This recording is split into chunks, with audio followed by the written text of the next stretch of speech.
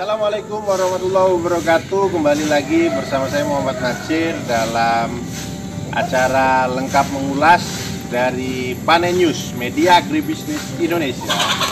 Saudara-saudara, saya saat ini berada di Dusun Jampang, Kecamatan Kemang, Kabupaten Bogor, Jawa Barat. Tidak lain tidak bukan berada di Pondok Pesantren Huriyatul Amin. Ini adalah sebuah pondok pesantren yang cukup unik karena santri-santrinya itu diberikan sebuah sistem ekonomi yang mana hasil perekonomiannya akan digunakan untuk membangkitkan ekonomi pesantren dan memberdayakan masyarakat sekitar.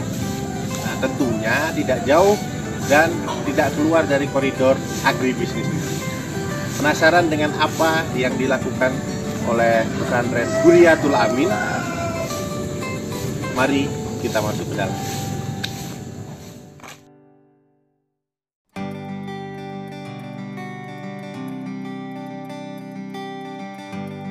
Ya, saudara-saudara, ini adalah ayam atau mungkin kita kenal dalam bahasanya adalah ayam Arab. Ayam Arab ini adalah ayam keturunan dari ayam Berkel, berasal dari rasnya Belgia. Nah, ayam ini tentunya memiliki banyak kelebihan. Tentunya untuk memproduksi ayam kampung atau telur ayam kampung. Tentunya ini menjadi sebuah komoditi ayam yang banyak dilakukan budidayanya serta diperbanyak telurnya. Untuk lebih lengkapnya, saudara-saudara sekalian, kita langsung saja kepada ahlinya, yaitu pengasuh dari Pondok Pesantren Huriyatul Amin. Assalamualaikum warahmatullahi wabarakatuh. Saat ini saya sudah bersama pakarnya, Ustaz Muhammad Samsudin, pengasuh Pondok Pesantren Huriyatul Amin, yang juga sebagai pengusaha dan inisiator dari gerakan beternak ayam untuk berbagai hal. Ya, mungkin begitu. Nah, Ustadz ini berasal dari Bandung dan sudah berapa tahun Ustadz kira-kira di sini? Di sini sudah 12 tahunan. Sudah 12 tahun mengasuh pondok pesantren atau juga sebagai pendiri ya? Iya, pendiri pondok pesantren Huriyatul Amin. Dari nol lah. Siap. Nah, mungkin ya Ustadz, mungkin saya mau bertanya-tanya nih sedikit tentang latar belakang kenapa beternak ayam Arab atau juga ayam keturunan dari Berkel, Belgia. Ya, begini sebenarnya awalnya kan kita ini tidak terlepas dari isi pesantren. Pesantren ini orientasinya adalah beribadah dengan ikhlas, tetapi harus dengan kerja keras gitu. Ya. Sehingga kan ini kan gratis full 100%, tapi kita tidak meminta bayaran. Cara berpikirnya kan kalau misalnya mau kita gratis, ini bagaimana caranya kan gitu ya, harus punya usaha. Kebetulan tanpa dasar pendidikan yang jelas saya di bidang ini, saya suka tapi memang dari awal. Dulu waktu saya pesantren di Bandung itu, saya sempat ngurusin peternakannya Pak Kiai gitu, ayam kampung dan dijual itu ke warung-warung kelontongan itu udah laku. Lalu saya berpikir apa gitu, sebelum kenal kita ayam ini, ayam Arab saya cari-cari informasi kiri kanan, akhirnya dapat, lalu kita ikut pelatihannya, dibikinlah. Dan sebenarnya misinya memang ini untuk subsidi silang untuk kegiatan program gratis pesantren Huriyatul Amin ini gitu.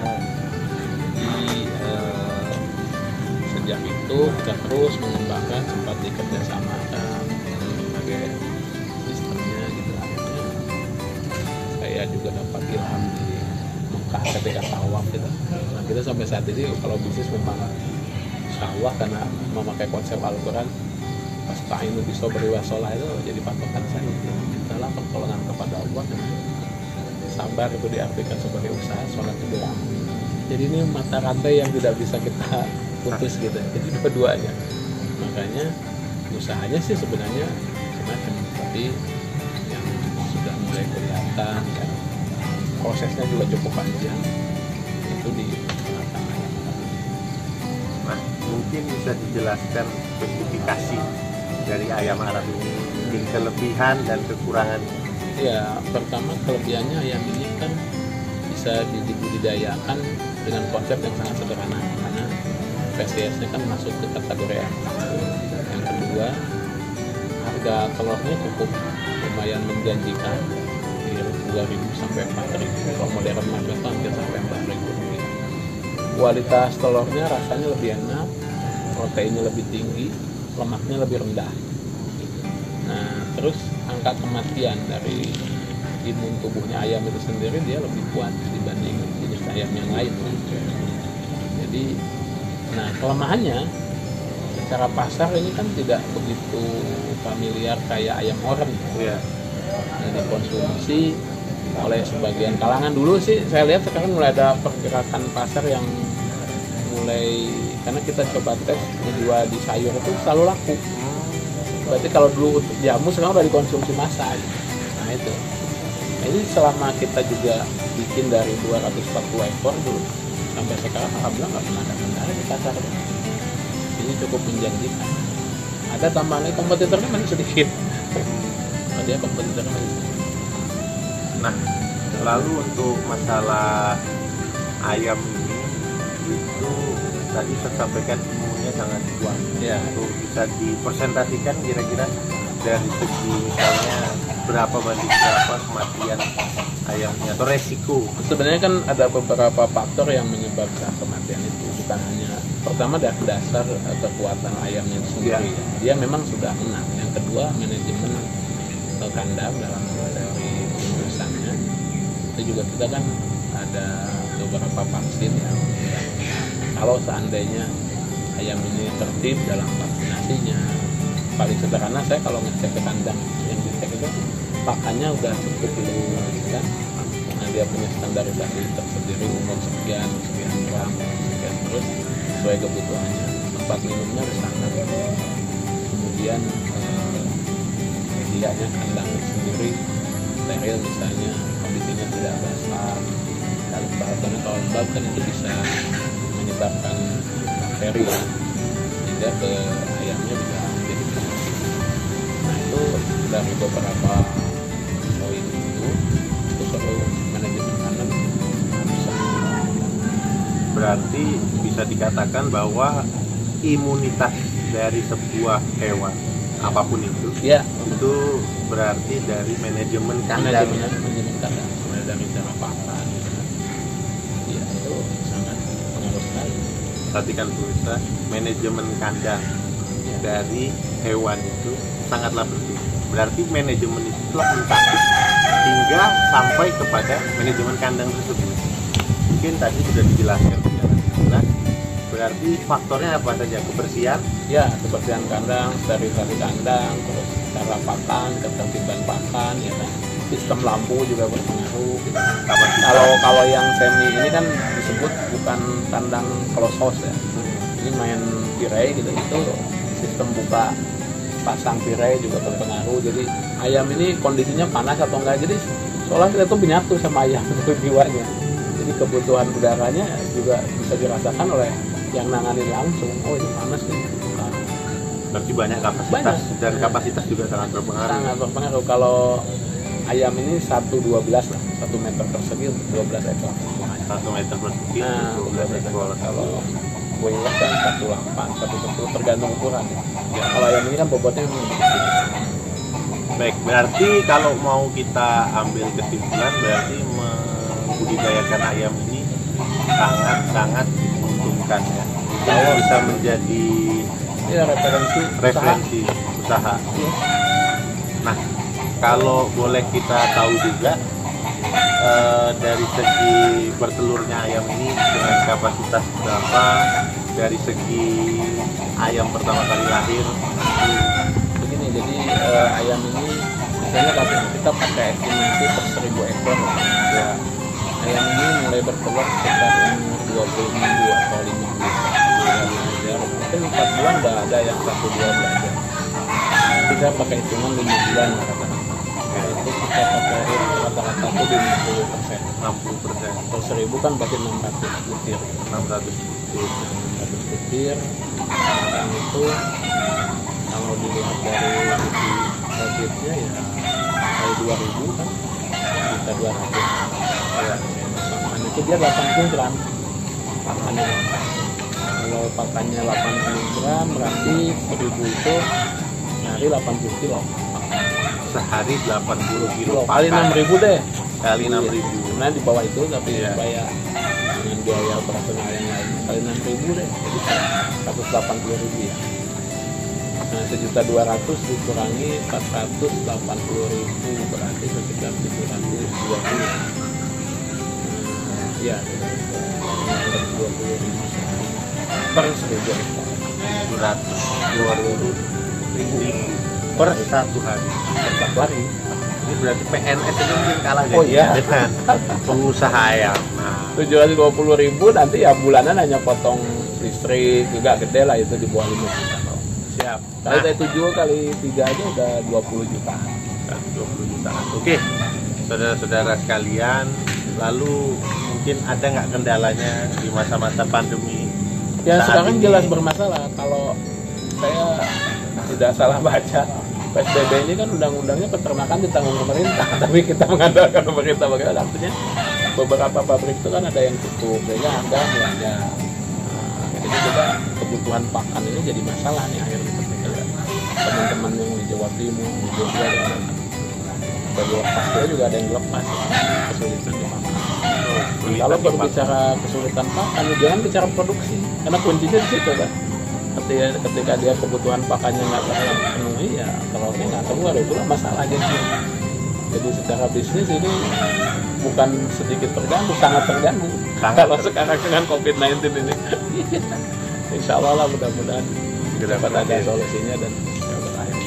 Siap Ustaz. Ya. Terakhir tadi pertanyaannya, lalu harapannya untuk ke depan mengenai masyarakat yang membudidayakan ini atau pesantren-pesantren di seluruh Indonesia ini bisa meniru pemberdayaan ekonomi keumatan berbasis pesantren kan begitu. Saya melihat, ya harapan saya memang di situ salah satu. Saya melihat pesantren itu punya modal dasar, salah satunya para ustadz yaitu santri itu punya trust tinggi di tingkat baik masyarakat ataupun lembaga keuangan. Dan yang kedua, rata-rata kan punya potensi baik itu SDM ataupun SDA. Nah kalau ini dipadukan dengan punya visi misi besar ke depan dan berpotensi sekali, apalagi ini lari ke bahan kebutuhan pokok ya, jadi ini sangat prospek menurut saya. Manakala itu dikembangkan di komunitas pesantren misalnya, maksudnya ada santri misalnya tidak mengganggu waktu ngaji juga, karena ini cuma penanganan pakan cuma 2 kali kan, jadi sangat ya, relatif memakan waktu yang singkat. Bahkan mengajari santri pun untuk bekerja, beternak, berwirausaha. Saya itu sejak awal lalu pikir bahkan lebih besarnya kita ini kan dalam Al-Quran, coba lihat wa'adallahu ladina amanu wa amilus shalihat, Allah janjikan kepada orang beriman beramal. Itu kalimat iman dan amal saleh selalu kalimatnya begitu. Dan ada ayat wasari dalam Al-Quran rabbikum wa jannatin wa samawati wal ardh uiddatil muttaqin. Itu langit dan bumi sebesar itu katanya surga. Itu dalam Al-Quran dijanjiin buat orang yang bertakwa. Tapi kan kita hidup di dunia ini. Ya.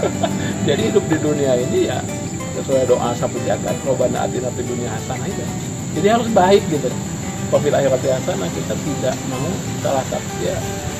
Inilah harus menurut saya ada edukasi yang menyeluruh untuk para santriwan-santriwati, bisa dia bisa mandiri, bisa keluar dari pesantren. Dan sampai saat ini saya masih beranggapan bahwa pesantren adalah lembaga pendidikan terbaik, salah satunya menonjol di kemandirian. Ya, karena itu perlu mulai dikenalkan dengan bisa bentuknya siapa aja. Baik. Jadi itu saudara-saudara, yang terakhir Ustadz menyampaikan bahwa kegiatan ekonomi keumatan berbasis pesantren adalah suatu solusi yang baik untuk mengajarkan para santri berwirausaha dan menjadi suatu jalan dakwah, bahwa ekonomi itu adalah salah satu faktor dakwah di Indonesia. Mungkin sekian Ustadz, terima kasih atas waktunya. Mungkin saya nanti akan melihat kandangnya dan melihat tentang spesifikasi ayamnya, dan terima kasih, selamat menjalankan ibadah puasa. Semoga pandemi COVID ini segera berakhir dan bersama-sama kita melakukan gerakan bersama-sama untuk kemandirian agribisnis Indonesia. Panen News, media agribisnis Indonesia. Assalamualaikum warahmatullahi wabarakatuh. Ya, terima kasih saudara. Terima kasih telah mengikuti serangkaian acara program Lengkuas, lengkap mengulas, program dari Panen News, media agribisnis Indonesia. Jangan lupa untuk terus mengikuti dan mensupport kegiatan kami dengan cara subscribe, like, komen, share.